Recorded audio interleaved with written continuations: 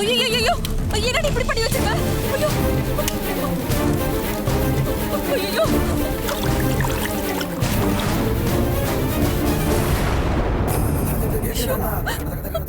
ஏடி அறிவில்ல உனக்கு இப்படி பண்ணி வச்சிருக்க?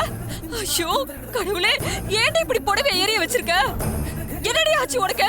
சொல்லு, ஏன் இப்படி பண்ண?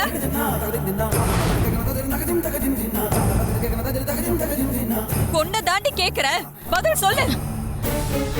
இது இது இது அந்த ஆள் எனக்கு வாங்கி கொடுத்த புடவை. இத பார்க்கும் போதெல்லாம் அந்த ஆளு எனக்கு செஞ்ச துரோகம் தான் எனக்கு ஞாபகத்துக்கு வருது. அதான் எரிச்சேன். என்ன இப்போ? ஏண்டி ஏண்டி இப்படி எல்லாம் பண்ற? கொஞ்சமாச்சு அறிவு இருக்கா? வேற என்னமா பண்ண சொல்ற? என்ன அவனால தானே எனக்கு இப்படி ஒரு நிலைமை வந்துச்சு. நம்ம சொத்தெல்லாம் வித்துட்டு இப்படி இன்னொருத்தவங்க வீட்டுல வந்து உட்கார்ந்து இருக்கணும்னு எனக்கு என்ன தலையெழுத்தா? என் வீட்டுல நான் ராணி மாதிரி இருந்தேன். ஆனா இங்க ஏசிய போடாத, பெட்ல படுக்காத, கொண்டவங்க எல்லாம் வந்து எனக்கு கண்டிஷன் போடுறாங்க. அவ ஒழுங்கா இருந்திருந்தா நான் இங்க வந்து கஷ்டப்படுற நிலைமை எனக்கு வந்திருக்குமா? ஏண்டி நீ மாப்பிள்ளை கிட்ட சண்டை போட்டு இங்க வந்து உட்காந்துக்கிட்டு அவரை ஏண்டி குறை சொல்ற?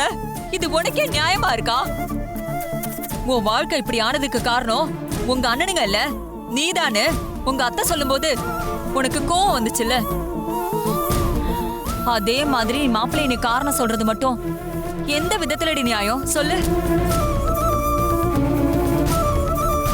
சரி, இவ்ளோ பேசுறல்ல, மாப்பிள்ளைய நேர்ல வந்து நடந்ததுக்கெல்லாம் மன்னிப்பு கேட்டு உன்னை கூட்டிட்டு போக முயற்சி பண்ணாரா இல்லையா?